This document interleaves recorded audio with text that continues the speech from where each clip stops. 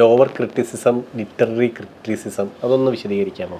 ഇപ്പോൾ നമുക്കിപ്പോൾ for example ഇപ്പം അങ്ങ് ഒരു ആയുർവേദ ഇതിൽ നിൽക്കുമ്പോൾ നമുക്കൊരു അഷ്ടാംഗഹൃദയം ഗ്രന്ഥം എടുക്കാമെന്ന് വിചാരിക്കും. ഇപ്പോൾ അഷ്ടാംഗഹൃദയം കാലങ്ങളോളം മുമ്പ് എഴുതിയതാണ്. 1000 വർഷത്തെ നമുക്ക് കണക്ക് കൂട്ടും. 1000 വർഷം മുമ്പ് എഴുതിയതാണ്. അപ്പോൾ 1000 വർഷത്തിൽ ഒരു ഗുരുനാഥൻ നിങ്ങളത് പറഞ്ഞു തരുന്നു, നിങ്ങളത് പകർത്തുന്നു. ഇപ്പോൾ പലതരത്തിൽ ഗ്രന്ഥങ്ങളുണ്ടാകാം. ഒരു ഗുരുനാഥൻ പറയുന്നു, ശിഷ്യൻ എഴുതുന്നു. ചില ഗുരുനാഥന്മാർ അവർ തന്നെ എഴുതും. അതിനുശേഷം കാലങ്ങൾക്ക് ശേഷം ഒരു ശിഷ്യൻ എഴുതിയിരിക്കുന്ന പുസ്തകം ആ ശിഷ്യൻ മറ്റൊരാൾക്ക് പറഞ്ഞു കൊടുത്ത് അത് വീണ്ടും 10 കോപ്പി ചെയ്യാം. അത് വീണ്ടും കോപ്പി ചെയ്ത് വരുന്നതാണ് നമ്മളുടെ മുമ്പിലുള്ള ഗ്രന്ഥം, ഒരു പുസ്തകമായിട്ട് കയ്യിൽ. കോപ്പി എന്ന് പറയുമ്പോൾ ഇന്നത്തെ പോലെ അല്ല, എഴുതി വരികയാണ്. അപ്പോൾ ചിലത് പറഞ്ഞു കൊടുത്തിട്ടായിരിക്കും പകർത്തുക, ചിലർ നോക്കിയാണ് പകർത്തുക. ആ സമയത്ത് പല കാരണങ്ങൾ കൊണ്ടും അക്ഷരങ്ങൾ ഭ്രംശമാവാം. ചിലത് സ്വന്തം ഇഷ്ടപ്രകാരം ആഡ് ചെയ്യും, സ്കോളറാണ് എഴുതുന്നതെങ്കിൽ.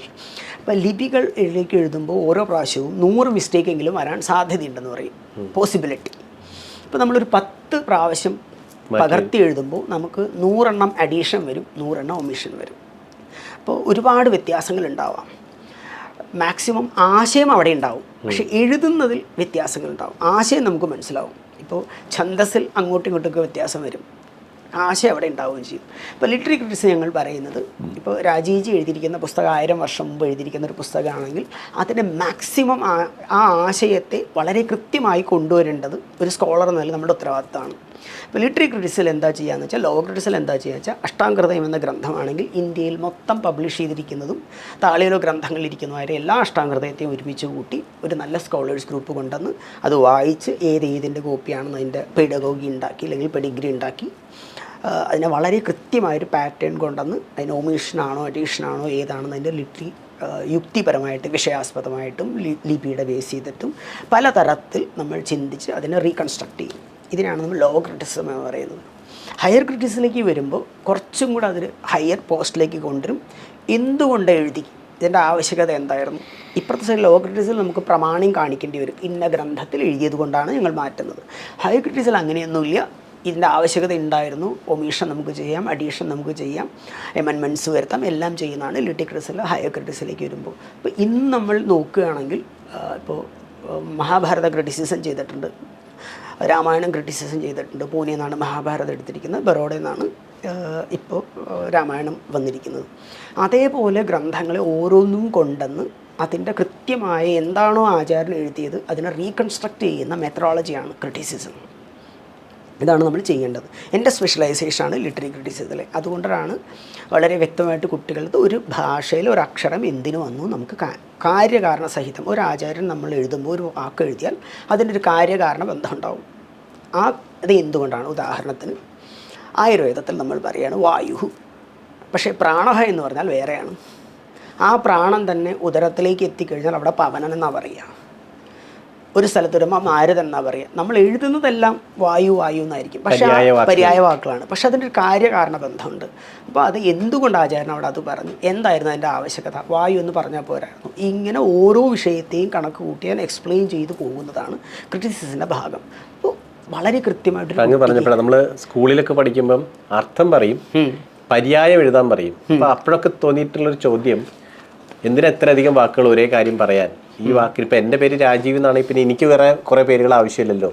ഇപ്പോൾ ആകാശത്തിനും ഭൂമിക്കൊക്കെ എന്തിനാ എത്ര അധികം പര്യായങ്ങൾ പറയുന്നത്? ഒരു എന്താ പറയുക, കാവ്യാത്മകമായിട്ട് വൃത്തം ഒപ്പിക്കാനുള്ള പല അളവിലുള്ള വാക്കുകളാണോ? അല്ല, അങ്ങനെയല്ല യഥാർത്ഥത്തിൽ. ഇത് ഇന്ന് വ്യാഖ്യാനിക്കുമ്പോഴും എല്ലാവരും മുമ്പുള്ളൊരു ചോദ്യമാണ്. പക്ഷേ ഒരു പദം റിപ്പീറ്റേറ്റ് ചെയ്യാതിരിക്കാൻ വേണ്ടി അവർ ചെയ്യുന്ന ഇതാണ്, വെറൈറ്റിക്ക് വേണ്ടി. അങ്ങനെയല്ല യഥാർത്ഥത്തിൽ. ഇപ്പോൾ ഒരു സാധനത്തിൻ്റെ ഗുണത്തെ നിരൂപിക്കാൻ നമ്മളുടെ മുമ്പിൽ വേറൊരു വഴിയില്ല. ഇപ്പോൾ ആയുർവേദം പറഞ്ഞതുകൊണ്ട് പറയുകയാണ്. ഇപ്പോൾ നമുക്ക് എളുപ്പത്തിൽ ക്ഷീരവും ദുഗ്ധവും എന്നോ ഇല്ലെങ്കിൽ നമ്മൾ ഒരു പദത്തിൻ്റെ മറ്റൊരു പദം പറയും. ഇപ്പോൾ അമരകോശത്തിൽ ഭൂഹു ഭൂമി അചലാനന്ദാരസ വിശംഭരാസ്ഥിര എന്ന് നമ്മൾ അമരകോശം പഠിക്കുമ്പോൾ.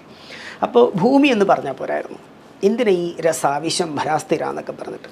അപ്പോൾ നമ്മൾ ദ്രവ്യവിജ്ഞാനീയത്തിൽ ഇപ്പോൾ നമ്മൾ ഏതെങ്കിലും ഒരു ദ്രവ്യം എടുക്കുന്ന സമയത്ത് ചരകത്തിൽ പറയുകയാണ് രസ, ഭൂമി എന്നുള്ളതിന് പര്യായമായിട്ട് അവിടെ പ്രയോഗിച്ചത് രസ എന്നാണ്. രസ എന്ന് പറയുന്ന സ്ഥലത്ത് നിന്ന് എടുക്കണം. അതെ, അപ്പോൾ ആ രസ ഭൂമി തന്നെയാണ്, പക്ഷേ അവിടെ രസത്വം ഉള്ള ഭൂമി എന്ന് കാണിക്കാൻ വേണ്ടി രസ ആസ്വാദനേ, ജലാംശമുള്ള ഭൂമിയിൽ നിന്നെടുത്താലേ ആ ദ്രവ്യത്തിന് നിങ്ങൾക്ക് ആ രോഗത്തിനുള്ള ഗുണം ഉണ്ടാവും. കോഡഡ് ആണ്. ഇങ്ങനെ തന്നെയാണ്. അപ്പോൾ ആ പദത്തിൽ നിന്ന് തന്നെ നിങ്ങൾക്ക് അതിൻ്റെ ഗുണം കിട്ടും. ഇപ്പോൾ ഞാൻ സ്ഥിരമായിട്ട് കുട്ടികളുടെ അടുത്ത് വ്യത്യാസം പറയാറുണ്ട്. ഇപ്പോൾ ഒരു ഗുണത്തെ എങ്ങനെയാണ് ഒരു പദത്തിലേക്ക് യോജിപ്പിച്ചിരിക്കുന്നത്. ഇപ്പോൾ ബാലിക, അല്ലെങ്കിൽ ഇവൻ ബാലനാണെന്ന് പറയാറില്ലേ? എന്താ ബാലൻ? കുട്ടി. കുട്ടി. എന്തുകൊണ്ടാണ് കുട്ടി എന്ന് നമ്മൾ പറയുന്നതിന്? നീ എന്താ കുട്ടിയെ പോലെ കാണിക്കുന്നതെന്ന് ചോദിക്കാറില്ലേ നമ്മൾ വലുതാണ്? എന്താ കുട്ടിത്തം കാണിക്കുന്നത്? എന്തായിരിക്കും അർത്ഥം? ഒരു ചാബല്യം. എന്തിൻ്റെ ചാബല്യമാണ്? കുട്ടിത്തൻ്റെ ചാബല്യം. ഇവിടെയാണ് ആ ധാത്വർത്ഥം എടുത്തിട്ട് നമ്മൾ പറയുക ബാലശബ്ദം വന്നിരിക്കുന്നത് ബലധാതുവിൽ നിന്നാണ്. ഇപ്പോൾ ബലപ്രാണനി, പ്രാണനെ പോലെയാണ്. എപ്രകാരം? ചലിച്ചുകൊണ്ടിരിക്കും. എത്ര നേരം പിടിച്ചു വയ്ക്കാൻ പറ്റും ഒരു പ്രാണനെ നിങ്ങൾക്ക്? ഒരു 15 സെക്കൻഡ്, 20 സെക്കൻഡ്. അതിൽ കൂടുതൽ ഒരു കുട്ടിയെ നിങ്ങൾക്ക് മടിയിൽ പിടിച്ചു വയ്ക്കാൻ പറ്റില്ല. ചാബല്യം ഉണ്ടായി ഇറങ്ങി ഓടിക്കളയും. അപ്പോൾ എപ്രകാരമാണോ ഒരു പ്രാണൻ്റെ ചലനത്വം എന്ന ഗുണമുള്ളത്, അതേപോലെ ആ ഗുണമുള്ള വ്യക്തിയാണ് ബാലഹ. അത് കുട്ടി തന്നെയാവണമെന്നില്ല. വലുതനം ചെയ്താലും എന്താ കുട്ടിയെ പോലെ കാണിക്കുന്നത്? അടങ്ങിയിരിക്കുന്നില്ല. ആ ഗുണത്തെ യോജിപ്പിക്കാൻ വേണ്ടിയാണ് ബാലശബ്ദം. ഇങ്ങനെ ഓരോ പദത്തിനും അതിൻ്റേതായ ഗുണത്തെ യോജിപ്പിച്ചുകൊണ്ടാണ് ആചാര്യൻ ബലം പ്രയോഗിച്ചിരിക്കുന്നത്, ഓരോ പദം പ്രയോഗിക്കുന്നത്. ഈ ഗുണം നമുക്ക് മനസ്സിലാവാത്തപ്പോൾ നിങ്ങൾ സ്ഥൂലം മാത്രമായിട്ട് പറയും. അവിടെയാണ് അപകടം വരുന്നത്. ഗുണം പോയിട്ട് ഇന്ന് എന്താ പറയുക, പദത്തിൻ്റെ അർത്ഥം മാത്രമായി. കൃത്യമല്ലേ?